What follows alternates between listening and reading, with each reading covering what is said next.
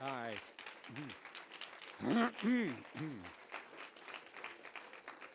Thank you very much. And do we have the sound operating? Everything good? Yeah. Thanks. Please sit down. Be comfortable. It's fine. Thank you.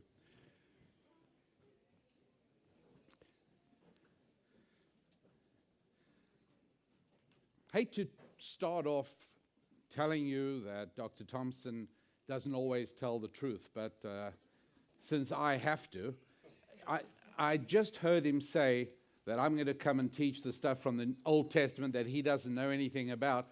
That's not true, because we spent a lot of time talking yesterday and today, and his humility got in the way of the accuracy, I can tell you that.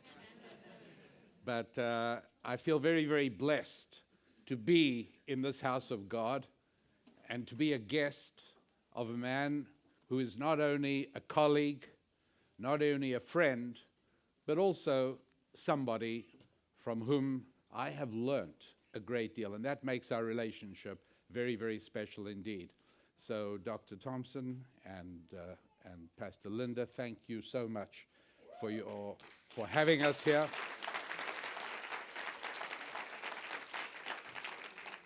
For the friendship that we share and that we cherish so much.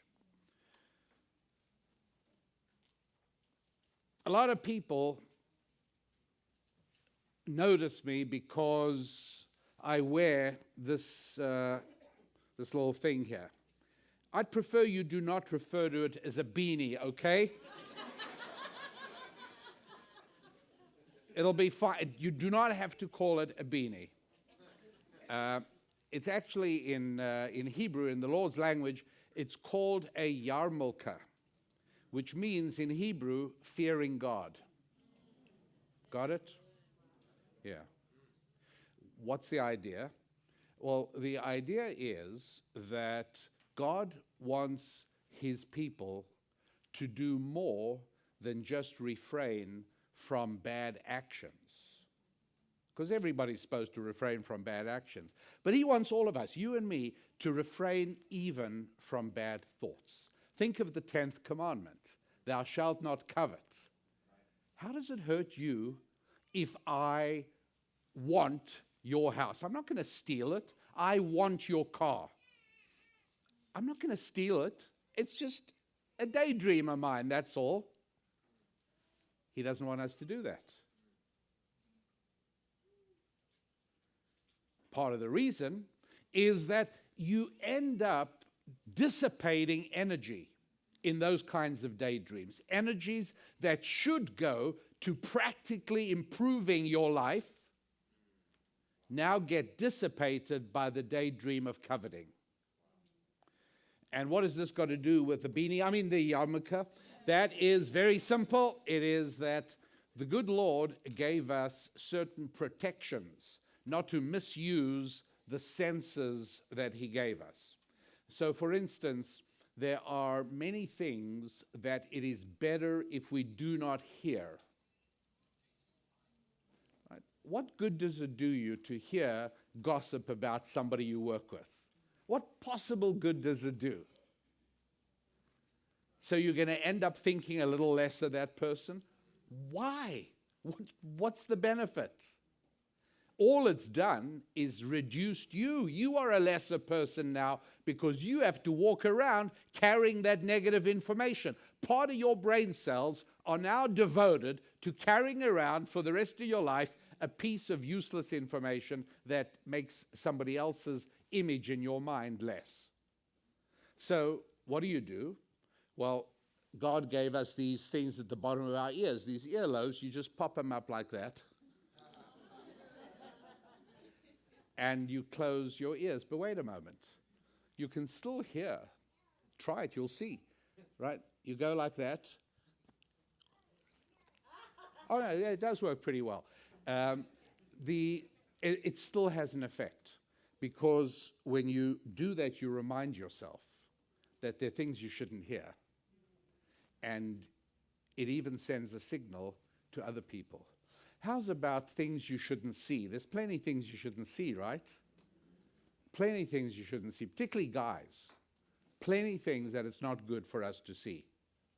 So God gave us eyelids. We can just close our eyes. Now, there are a lot of things we shouldn't say.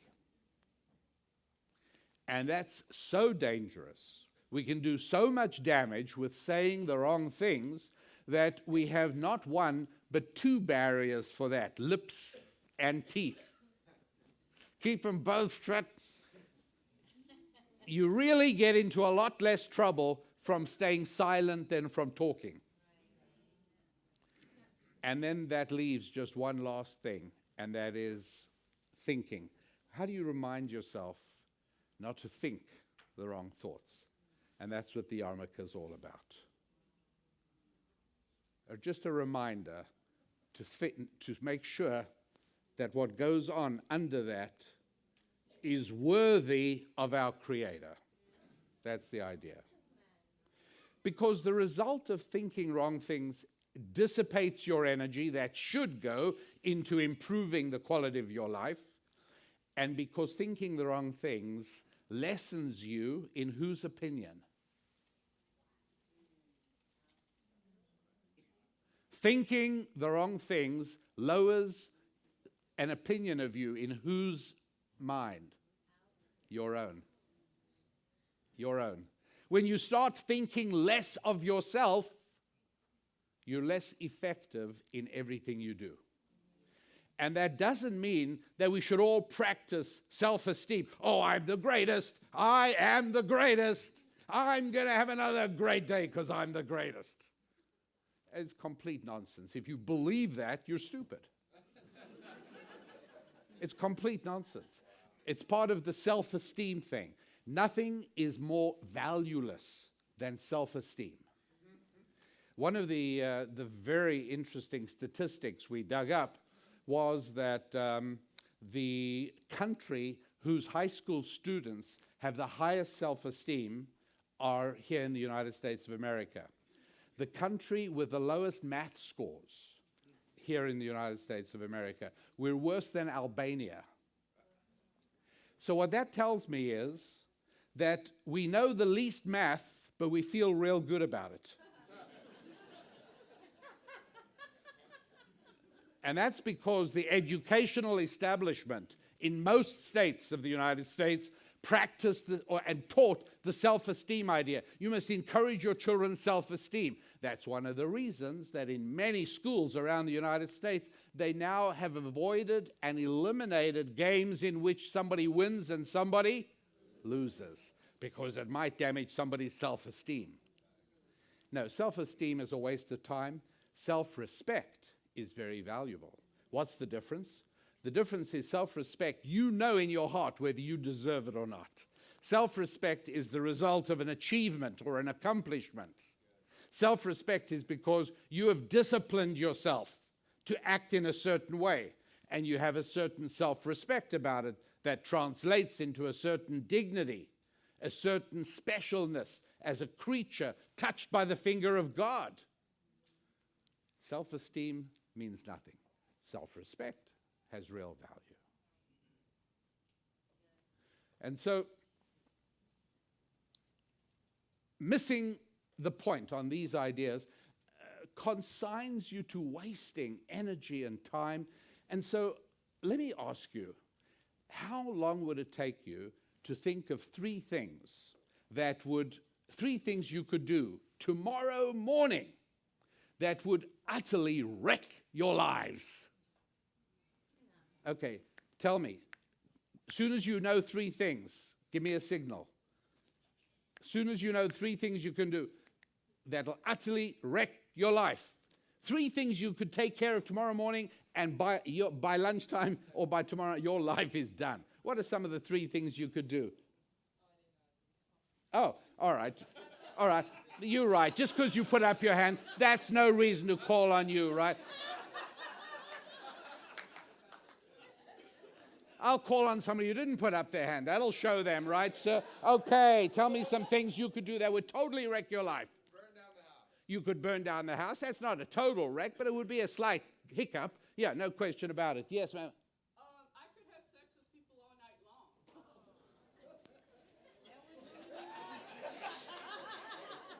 I've got to think about that. What else? So, tell your manager exactly what you think about him. That is not only going to wreck your life, but it'll be fun doing as well. Yeah, now we're getting somewhere. What else can you do to totally wreck your life? Madam in the sweater, yeah?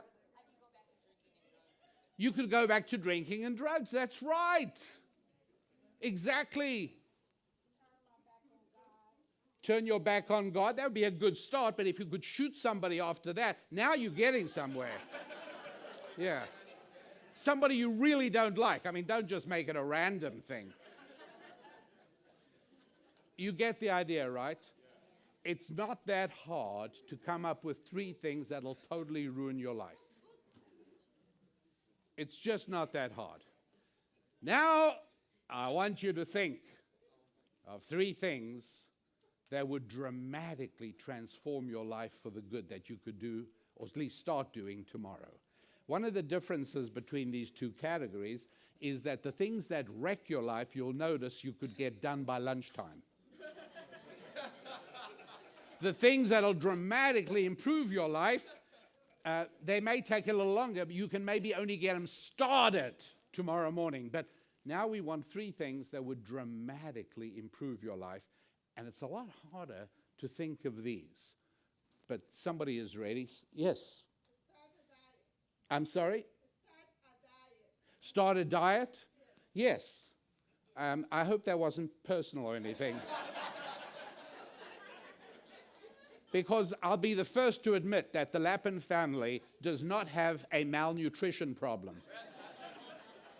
And that's partially because of the hospitality of the Thompsons, I want to tell you.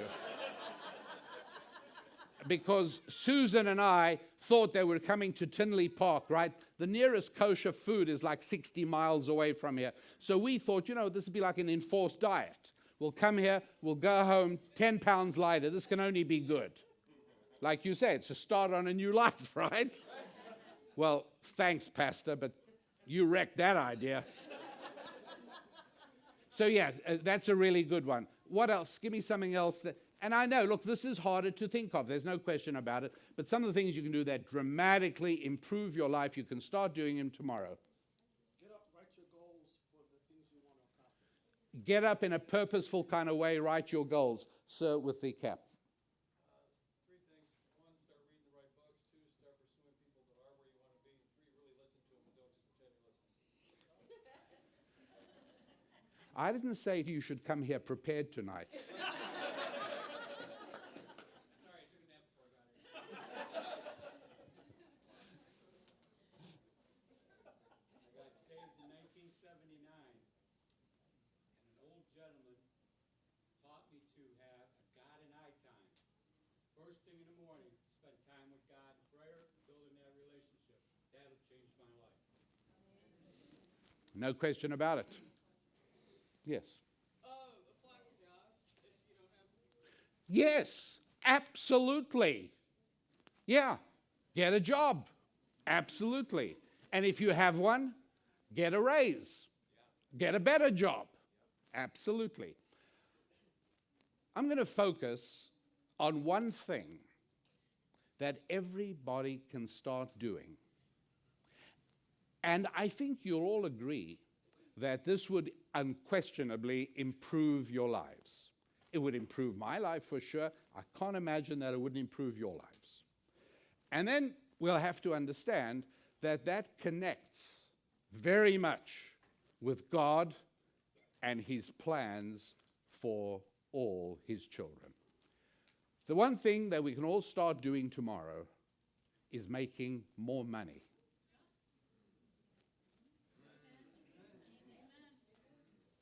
Now, I understand why nobody said that. And that is because on some deep subconscious level inside each and every one of you, you felt that saying that was unseemly.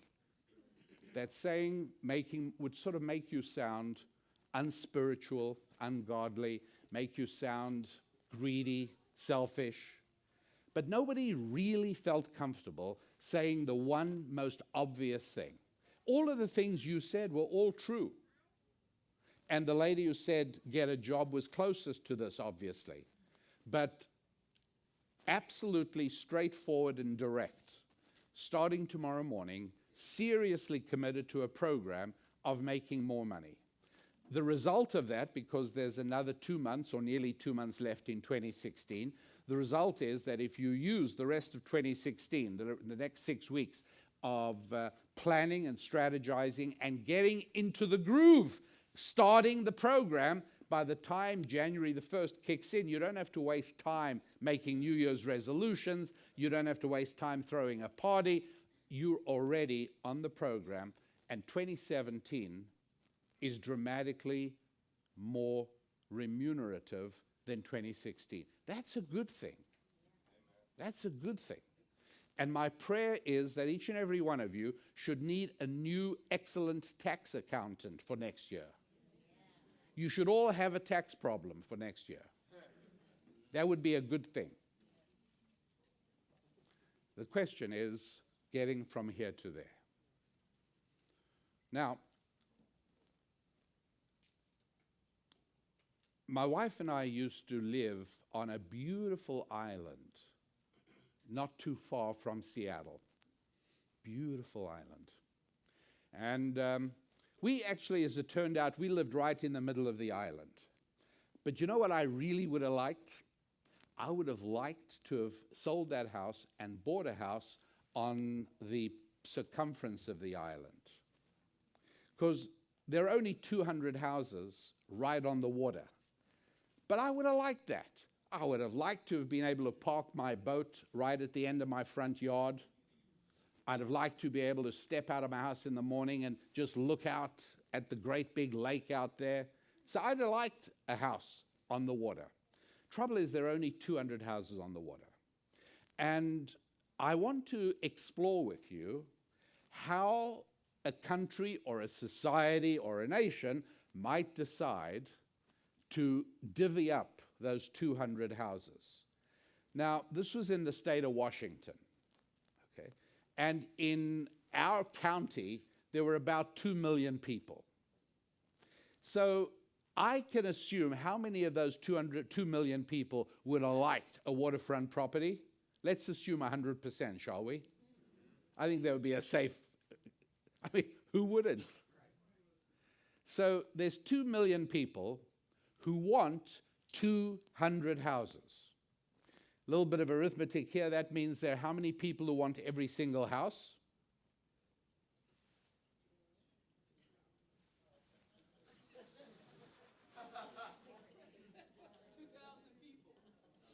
people. 2 million people. There's 200 houses.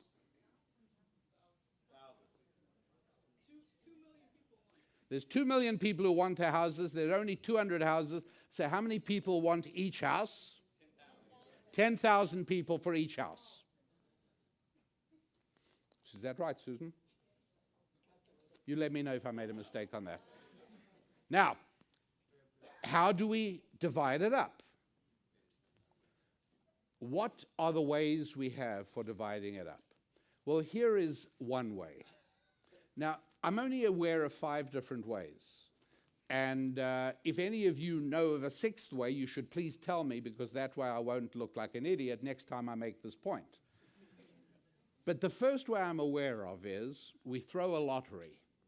We prepare 2 million pieces of paper. On 200 of them, we put a house address, one for each of the 200 houses on the water. And on all the others, we write the word loser.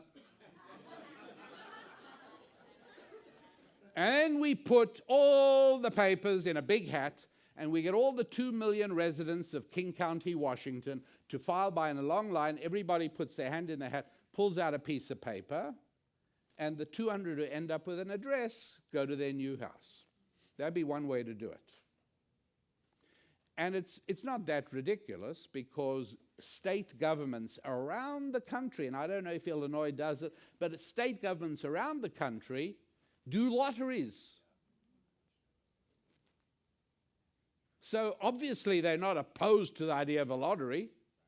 So they could distribute valuable real estate by lottery. That's one way.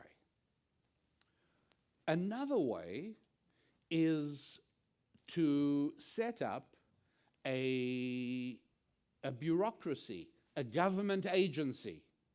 And we can put all kinds of politicians in there and professors, and make a big committee, and then those people will have the job of allocating the 200 homes. Now, there are lots of places like the old Soviet Union used to distribute valuable real estate that way. Communist China distributes real estate that way. Cuba distributes real estate that way.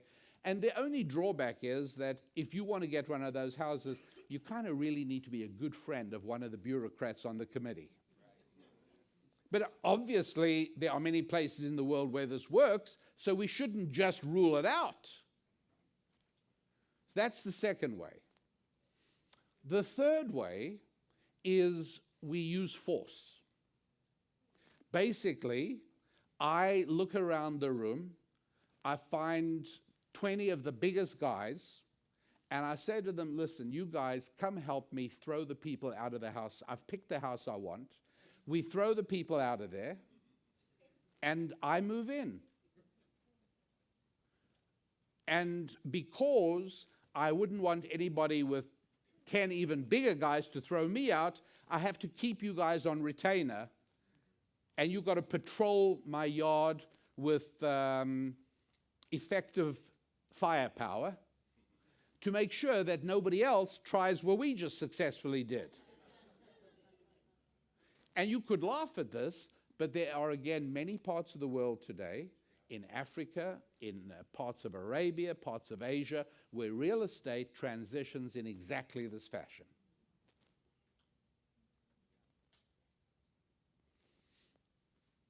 Fourth way. The fourth way is to say, you know what? It belongs to everybody. It's not right that only 200 people should have it. It should belong to all 2 million people. How do you do that? We go there and we knock down all the 200 houses. We turn them into a big ring park. And we declare it a public park open to the public. Problem solved, right? Not really. All we've done is postpone the problem of how do we distribute the next row of houses in that are even better, because they've not only got waterfront, they've got a park. And then we're back to methods 1 through 3. That's the fourth system. The fifth one is we allow everybody to bid how much of their life energy they are willing to give. What do I mean by life energy? Your money. How important is it to you to live in a waterfront house? Obviously, to Susan and me, it obviously wasn't that important because we chose to spend our money on other things. But maybe there's some people for whom it's the most important thing, and they are willing to. That's another way. And I agree, it also seems a little tough because not everybody has the wherewithal to go ahead and get that house. But those are the only 5 ways of doing it. I can't think of a 6th way.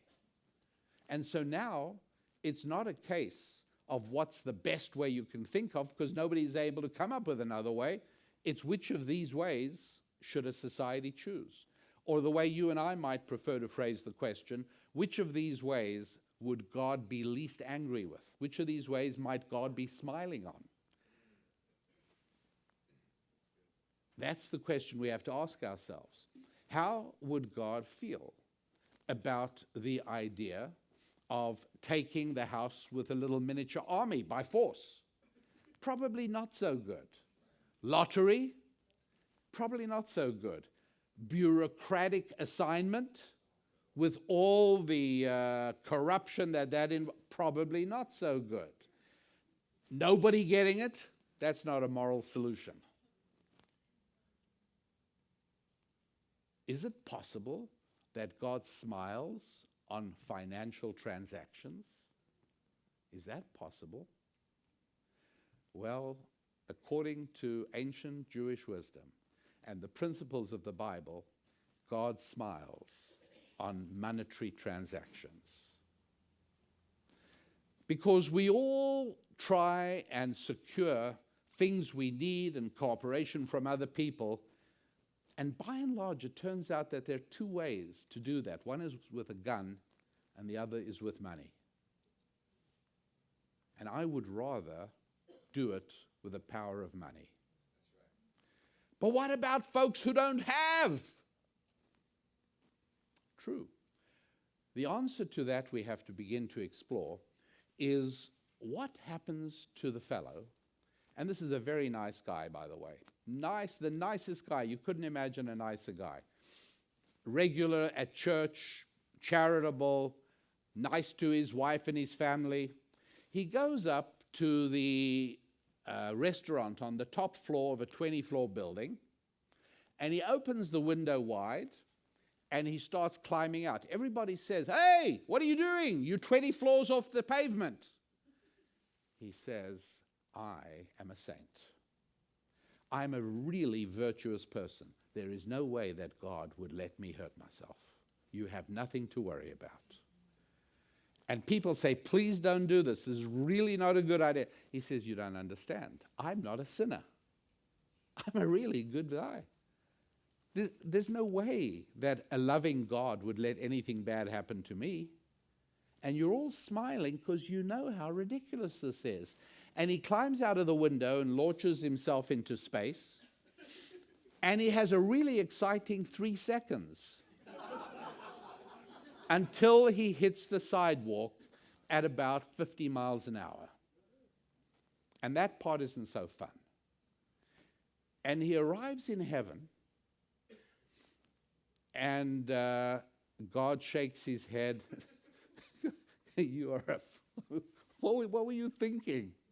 He says, "What was I thinking, Lord? What were you thinking? I've loved you all my life. I've worshipped you. I've followed your commandments. And look what you did." He says, "What I did? No. I set up a world with very clear rules. And part of your obligation, that's why I gave you a Bible, part of your obligation is to study how the world really works. You're supposed to know about gravity. I don't care how saintly you are. You still neglected one of your responsibilities, which was figuring out that gravity is real. It's not hard." Now do you understand why there are many very, very good and wonderful people who suffer in poverty? They are good and lovely and wonderful people. They have simply failed to study the principles that God put in place. God put physical laws in place, such as gravity, such as ensuring that if you step out of a window on the 20th floor, you are going to have a very rough landing. That's a rule. But he also set in place spiritual laws. And the spiritual laws have to do with family life, right? Do you want to have a fulfilling life? Then you need to have a really good marriage, and you need to raise terrific kids. And the truth is, and this is a biblical principle, that if your finances are in good shape and your family is in good shape, what complaints do you have in life? Can you think of a single complaint? If everything is good with your family and your marriage, and everything is good with your finances, you should be on your knees 3 times a day thanking the Lord for the life you have. And that was the plan, the principle that God set up. There's marriage, sex is a part of it, and how and why that works, and money is another part of it. And very often, we study selectively. We choose the things we want to study, and we neglect a very important part. As I said earlier, Pastor Rob and Pastor Linda have been so very good to us in terms of making sure that although we follow the Old Testament dietary laws, and there's not a lot of kosher food nearby here, they've gone to a lot of trouble, and the people who work with them have gone to a lot of trouble to make sure, right, that we do have food. Food is a part of the appetites that God built into us. And there are rules about that as well. And there are lots and lots of laws. In the 5 books of Moses, lots of laws about kosher food. What we can eat, what we can't eat, what can be mixed. Thou shalt not cook a goat in its mother's milk. If that was what it meant literally, that would be really convenient, because by now I'd be enjoying cheeseburgers. But I'm not allowed to eat cheeseburgers, because Jews are instructed that that phrase, you shalt not cook a goat in its mother's milk, which is repeated not once but twice, 3 times, is in order to explain that we're not allowed to mix any dairy food with any meat food in the same meal. So I've never had a cheeseburger. And it worries me, because 90 million McDonald's customers can't be wrong. But it's what the boss says, right? I have no choice. That's an instruction to me. I have to follow that. There are a lot of rules in the 5 books of Moses about kosher food.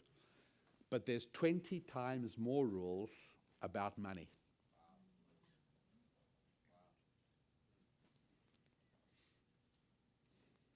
It's clearly a part of God's plan. Because he doesn't want us taking property from one another with a gun. And he doesn't want us depending on a lottery and gambling. And he doesn't want us to hand over power in our lives to bureaucrats and governments. He wants each and every one of us to have independence. Do you know how you have independence? With a few dollars in the bank.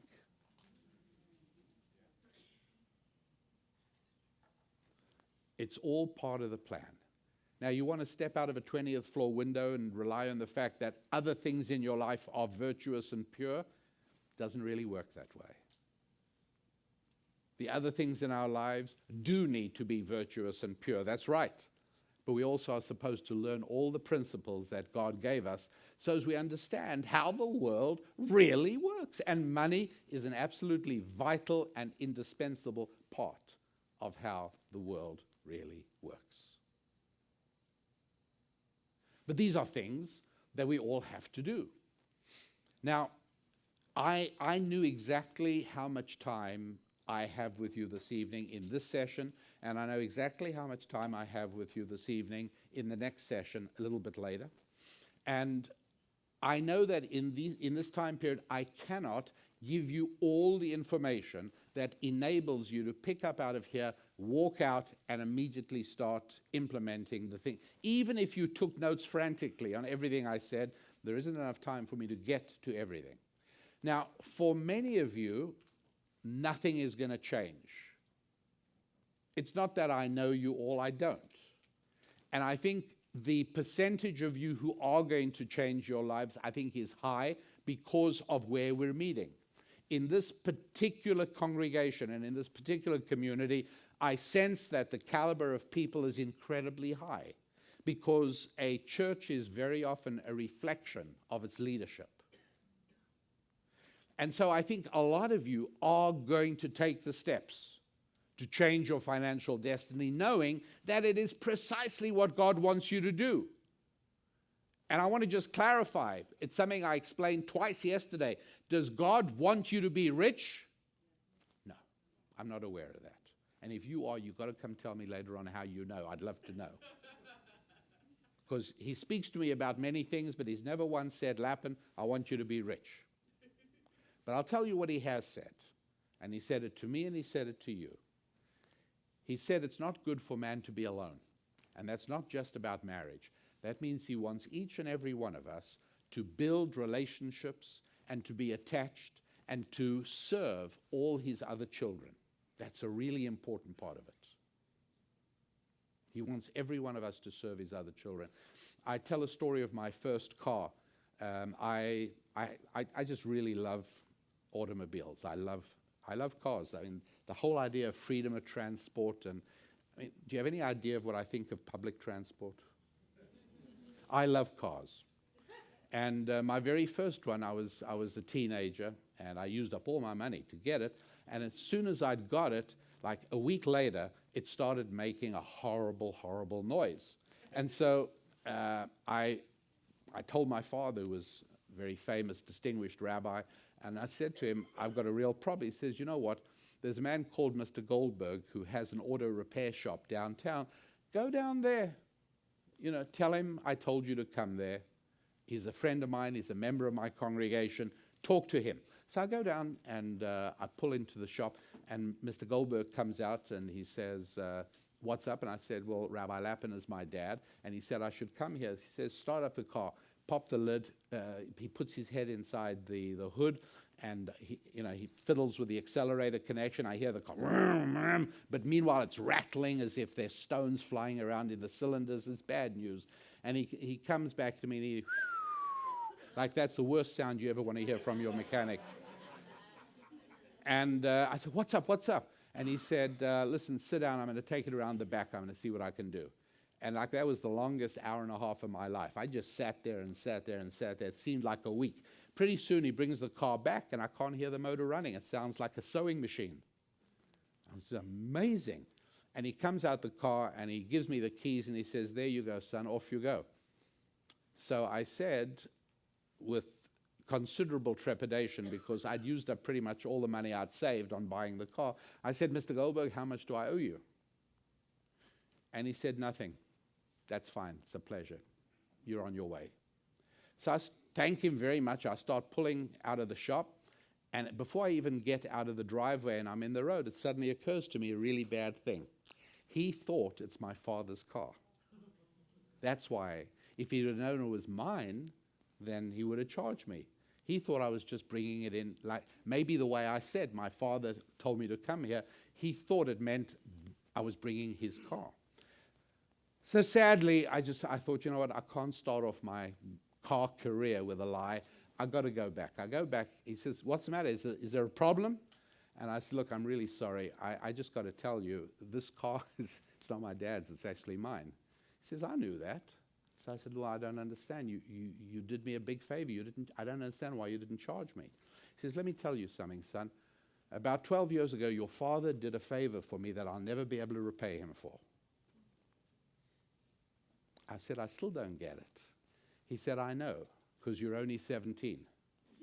But when you have a child of your own, you will discover that even better than doing something for a man is doing something for his kid. Because I assure you, nothing will give your father greater pleasure than to know that I fixed your car as a favor. And anyone with children knows that's true.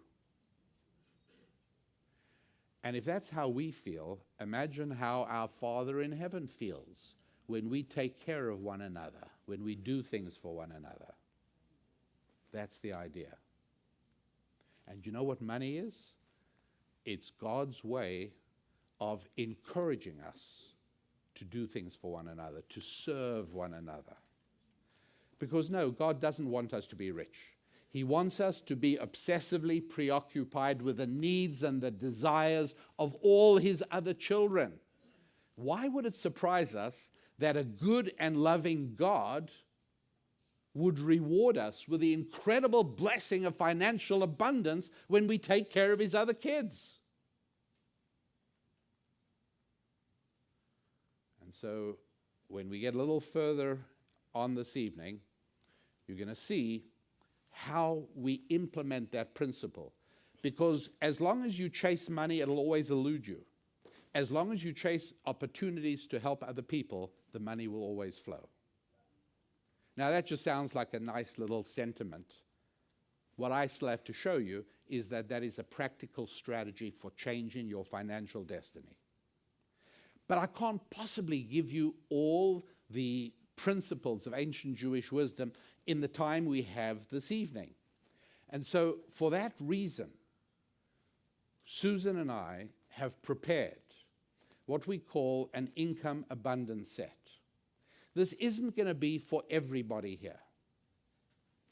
But for some of you, for those of you who are sufficiently inspired to tomorrow morning really decide that first thing in the morning, you are going to start transforming your finances in accordance with biblical vision of abundance, then you're going to want those. And when I say not everybody, I will wrap up this session by explaining the following. Beginning of the book of Exodus, chapter 3. Listen to the sentence. And the angel of God appeared in a burning bush and said, Moses. And Moses said, yes, that's me. What do you want? And the angel said, well, your people are in Egypt, etc., etc. You all know that, right? Yes. Well, that's pretty amazing because it doesn't exist. I lied. I left out a whole section. I left out an entire verse. Here's how it really reads. An angel of God appeared in a burning bush. And Moses saw it. And he turned aside. And he said, what's going on? I've never seen this before. I've never seen a bush that burns and doesn't get consumed. And the angel of God spoke to him and said, Moses, and he said, yep, I'm here. See what I left out? That Moses stopped what he was doing, turned aside, changed the entire trajectory of his life to go and see something that didn't make sense. Are we all willing to recognize that our lives don't make sense the way we're running them? That they are not what they could be? That we are not fulfilling our destiny? You know, God doesn't expect you and me to be Moses. He expects us to be who we really could be. But do we turn aside? Well, you have to ask yourself. Do you remember when God spoke to Noah and said, Noah, I can't stand the way people are doing. I'm going to bring it all to an end. I want you to build an ark. I know you're 600 years old, but there's nothing like a nice home construction project to keep you young. Part of that I modified, but that's basically the story. When that happened, why didn't Noah say, whoa, who, me, why? No. You know why? Because a few verses earlier, we've already read that Noah found favor in God's eyes. We know why God spoke to Noah. But 10 generations later, we're in chapter 12, and now, out of the blue, it says, and God spoke to Abraham and said, Lech lecha. Start walking. Go. Start moving. Stop what you're doing. Change your whole life. Why did God say that to Abraham? Have you ever wondered that? It's not like Noah, where we met Noah beforehand and we knew that Noah found favor in God's eyes and everything was good. In this case, like out of the blue, you know nothing about Abraham. All of a sudden, God spoke and Abraham starts walking. What's that all about? You know what the answer is? Same as the situation with Moses. God actually said that to everybody. Start changing your life. Start walking. Start moving. Do something different. Go in the direction which I will show you. Everybody ignored it except Abraham. That's why it is. Because otherwise, if it was like focused at Abraham, you should say to yourself, well, wait a second, that doesn't make sense. Because Abraham should say, whoa, who's that? Why me? No, that message went from God to everybody. None of you are living your potential. Change it from now. Abraham listened. Not everybody listens. Not everybody, even if they do listen, not everybody can overcome the inertia of their lives to change direction. But some people can. It's going to be a higher percentage here than it is in many other places that I speak at. I speak in places that are not churches, and I know already it's going to be about 20% of the people there are going to actually do it. In churches, it's usually higher. In outstanding churches, it's much higher. But it's not going to be everybody. So for those of you who are interested in seriously taking that further, please see Susan and myself over at our table a little later on. You also, if you prefer, you can also go to the website, which is a website that you don't have to write down, because once I've told it to you, you will never forget it. And the website is youneedarabbi.com. All you got to remember is Rabbi has 2 B's. It's easy. youneedarabbi.com, and you can do it that way as well. But yes, I'm being perfectly candid with you. There is a lot of information, much more than I can give you in an hour or 2 or 3. There's a lot of information. All I can do is let you know that there is a pathway. There is a roadmap. And it is a roadmap that Jews have used for centuries. Jews of every size and every shape and every gender and every color. Jews in every country, that countries of good countries and bad countries, oppressive regimes and hospitable places. Jews have used these principles. Jews have walked this pathway to prosperity in a way that has brought them disproportionate financial success. Everybody knows that, right? But don't you dare say it, because if you say it, it's anti-Semitic bigotry to say Jews are good with money. If I say it, I'm circumcised, so it's okay with me. So it's really the only time, isn't it, in the history of all of academia that removing a piece of skin converts bigotry to research. So, and so this is now research that Jews are disproportionately good with money. How and why? Principles from the Bible. And that's where we'll pick up just a little bit later this evening. God bless.